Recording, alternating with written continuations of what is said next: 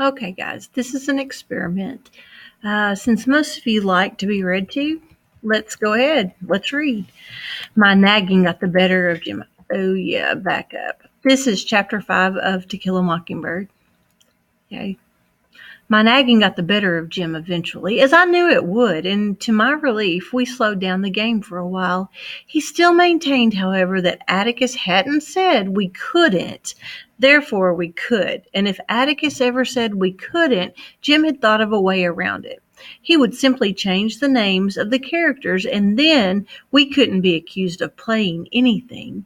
Dill was in hearty agreement with this plan of action.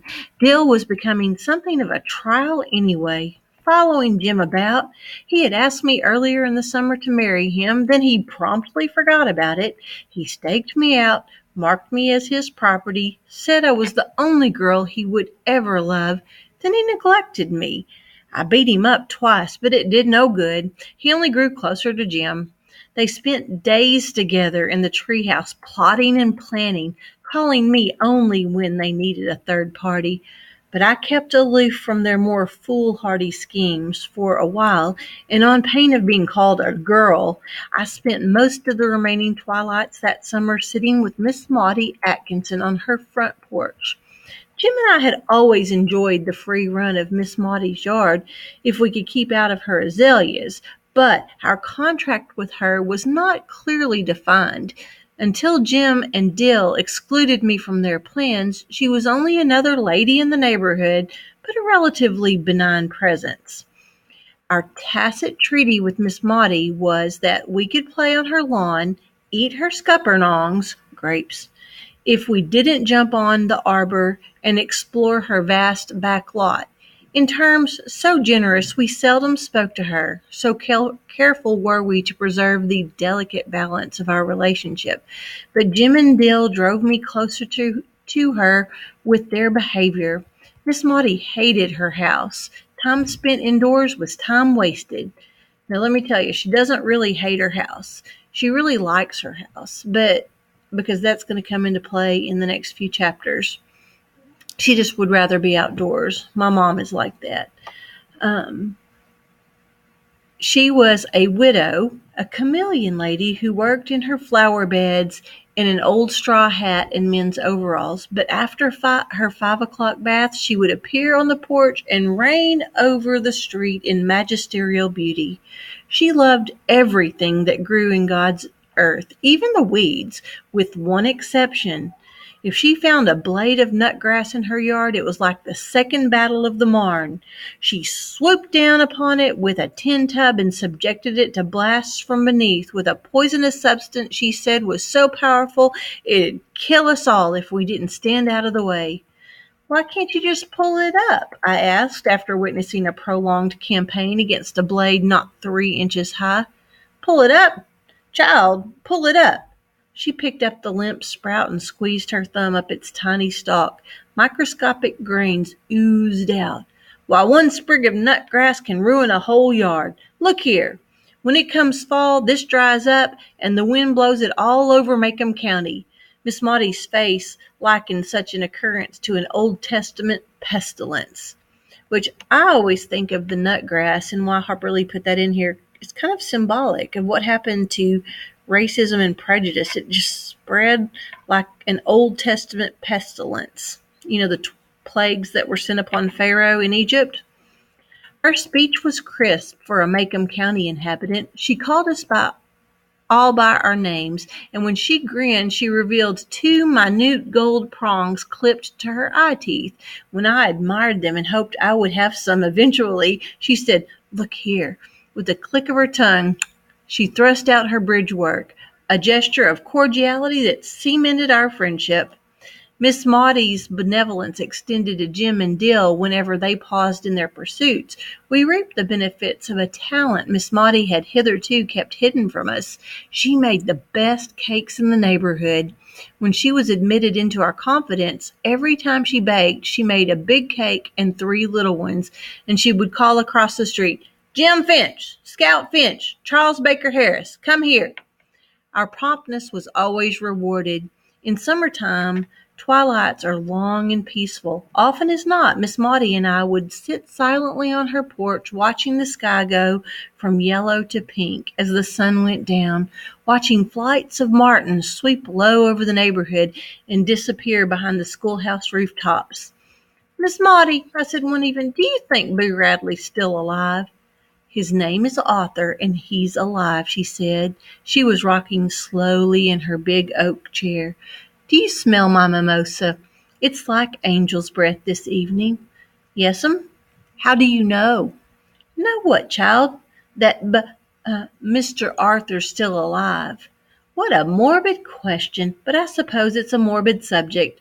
I know he's alive, Jean Louise, because I haven't seen him carried out yet. "Maybe he died and they stuffed him up the chimney." "Where did you get such a notion?" "That's what Jim said he thought they did." "Sss! He gets more like Jack Finch every day." Miss Maudie had known Uncle Jack Finch, Atticus's brother, since they were children, nearly the same age. They had grown up together at Finch's Landing. Miss Maudie was the daughter of a neighboring landowner, Dr. Frank Buford. Dr. Buford's profession was medicine, and his obsession was anything that grew in the ground. So he stayed poor. Uncle Jack Finch confined his passion for digging to his window boxes in Nashville and stayed rich. We saw Uncle Jack every Christmas, and every Christmas he yelled across the street for Miss Maudie to come marry him. Miss Maudie would yell back, "Call a little louder, Jack Finch, and they'll hear you at the post office. I haven't heard you yet." Jim and I thought this a strange way to ask for a lady's hand in marriage, but then Uncle Jack was rather strange.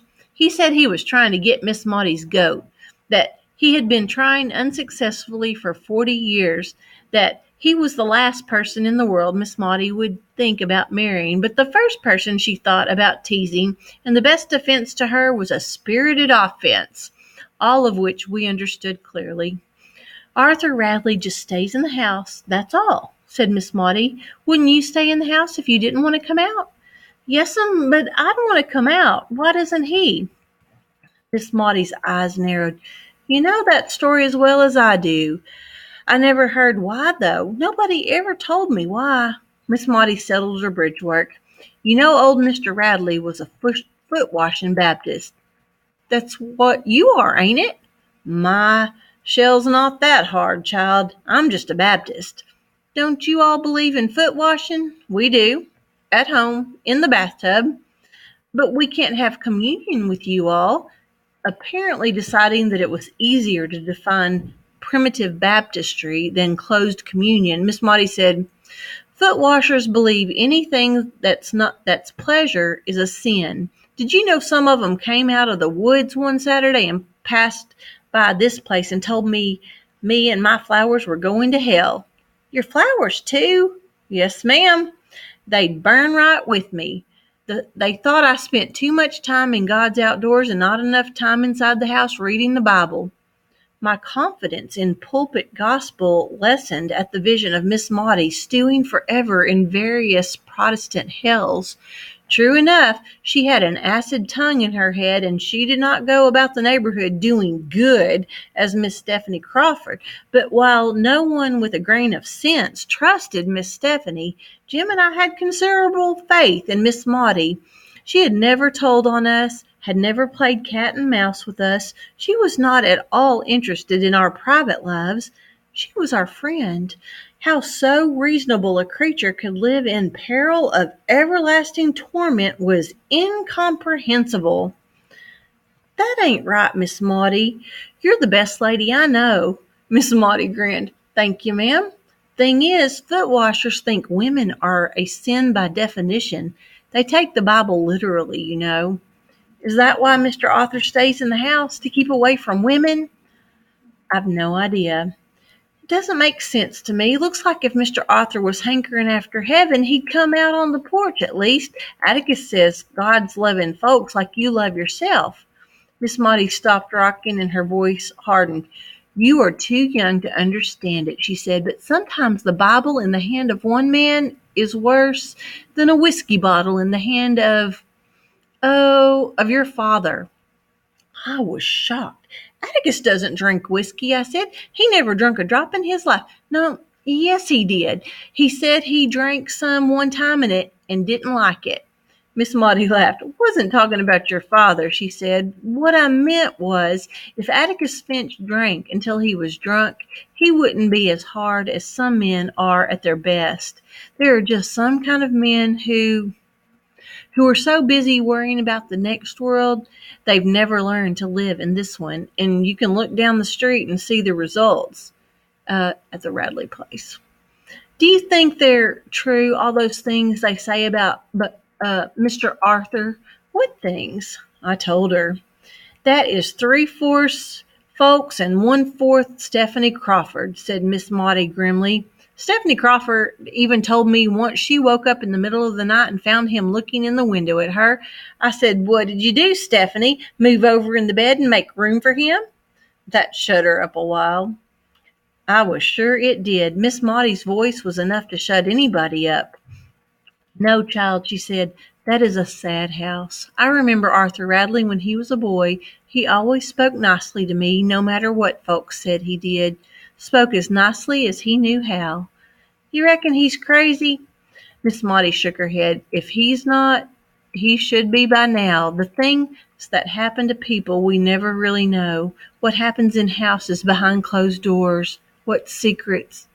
Atticus don't ever do anything to Jim and me in the house that he don't do in the yard, I said, feeling it my duty to defend my parent. Gracious, child, I was raveling a thread, wasn't even thinking about your father. But now that I am, I'll say this. Atticus Finch is the same in his house as he is on the public streets. How'd you like some fresh pound cake to take home? I liked it very much. Next morning, when I awakened, I found Jim and Dill in the backyard, deep in conversation. When I joined them, as usual, they said, "Go away." "Will not. This yard's as much mine as it is yours, Jim Finch. I got just as much right to play in it as you have." Dill and Jim emerged from a brief huddle.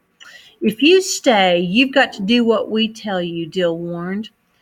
"Well," I said, "who's so high and mighty all of a sudden?" "If you don't say you'll do what we tell you, we ain't going to tell you anything," Dill continued. "You act like you grew 10 inches in the night." "All right, what is it?" Jim said placidly, "We are going to give a note to Boo Radley." "Just how?" I was trying to fight down the automatic terror rising in me. It was all right for Miss Maudie to talk. She was old and snug on her porch. It was different for us. Jim was merely going to put the note on the end of a fishing pole and stick it through the shutters. If anyone came along, Dill would ring the bell. Dill raised his right hand. In it was my mother's silver dinner bell. "I'm going around the side of the house," said Jim. "We looked yesterday from across the street, and there's a shutter loose. Think maybe I can make it stick on the windowsill at least."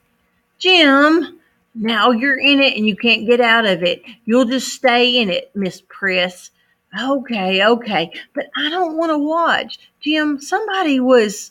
"Yes, you will. You'll watch the back end of the lot, and Dill's going to watch the front of the house and up the street, and if anybody comes, he'll ring the bell. That clear?" "All right, then. What did you write him?" Dill said, "We're asking him real politely to come out sometimes and tell us what he does in there. We said we wouldn't hurt him and we'd buy him an ice cream."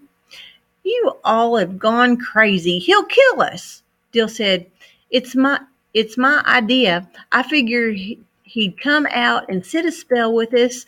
He might feel better." "How do you know he don't feel good?" "Well, how'd you feel if you'd been shut up for 100 years with nothing but cats to eat? I bet he's got a beard down to here, like your daddy's." "Oh, like your daddy's?" "He ain't got a beard. Dill stopped as if trying to remember.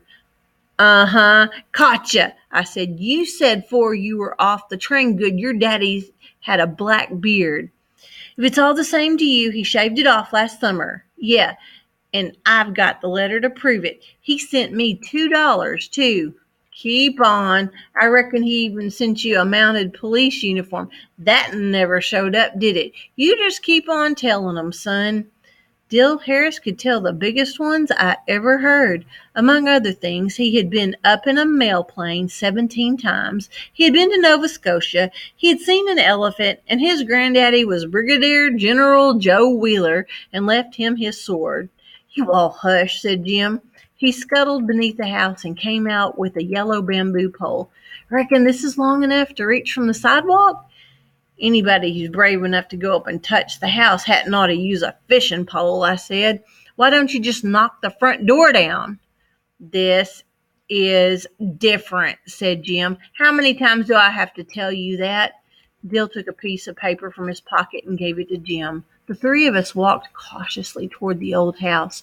Dill remained at the light pole on the front corner of the lot, and Jim and I edged down the sidewalk parallel to the side of the house. I walked beyond Jim and stood where I could see around the curve. All clear, I said, not a soul in sight. Jim looked up the sidewalk to Dill, who nodded. Jim attached the note to the end of the fishing pole, let the pole out across the yard, and pushed it toward the window he had selected. The pole lacked several inches of being long enough, and Jim leaned over as far as he could. I watched him making jabbing motions for so long, I abandoned my post and went to him. Can't get it off the pole, he muttered, or if I got it off, I can't make it stay. Go on back down the street, Scout. I returned and gazed around the curve at the empty road. Occasionally I looked back at Jim, who was patiently trying to place the note on the window sill. It would flutter to the ground, and Jim would jab it up until I thought if Boo Radley ever received it, he wouldn't be able to read it. I was looking down the street when the dinner bell rang. Shoulder up, I reeled around to face Boo Radley and his bloody fangs. Instead, I saw Dill ringing the bell with all his might in Atticus's face. Jim looked so awful, I didn't have the heart to tell him I told him so. He trudged along, dragging the pole behind him on the sidewalk. Atticus said, "Stop ringing that bell." Dill grabbed the clapper. In the silence that followed, I wished he'd start ringing it again. Atticus pushed his hat to the back of his head and put his hands on his hips. "Jim," he said, "what were you doing?" "Nothing, sir." "I don't want any of that. Tell me." We were just trying to give something to Mr. Radley." "What were you trying to give him?" "Just a letter." "Let me see it." Jim held out a filthy piece of paper. Atticus took it and tried to read it. "Why do you want Mr. Radley to come out?" Dill said, "We thought he might enjoy us," and dried up when Atticus looked at him. "Son," he said to Jim, "I'm going to tell you something and tell you one time. Stop tormenting that man. That goes for the other two of you.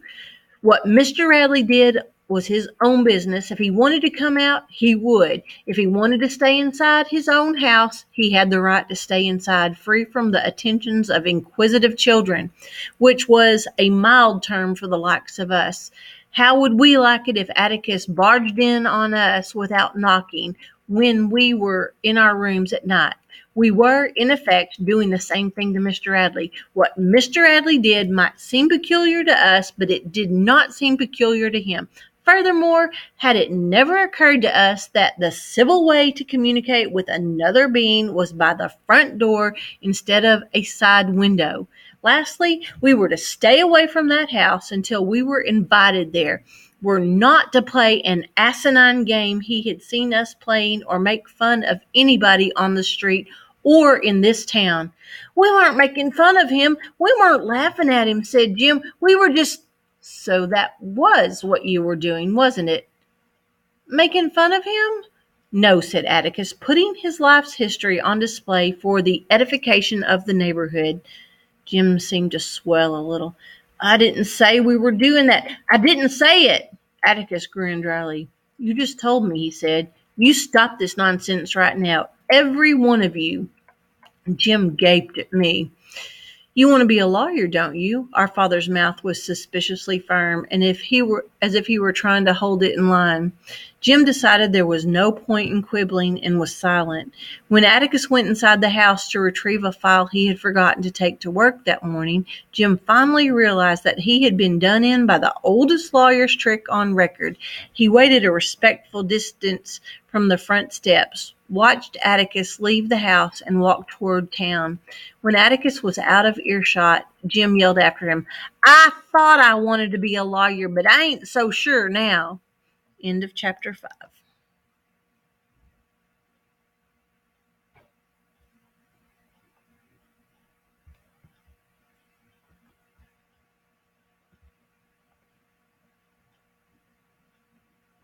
I don't know how to turn this off. Just a moment.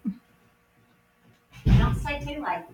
I'm not. Wait. Alicia's been here. She just left. We have visited this. Oh, that's not. I'm trying to figure out. I have to get out to my mama's. I totally forgot I was supposed to be there at 5 for dinner. So no grading for me. We had a great visit. Alicia she misses us so much. Oh, I miss her. We had a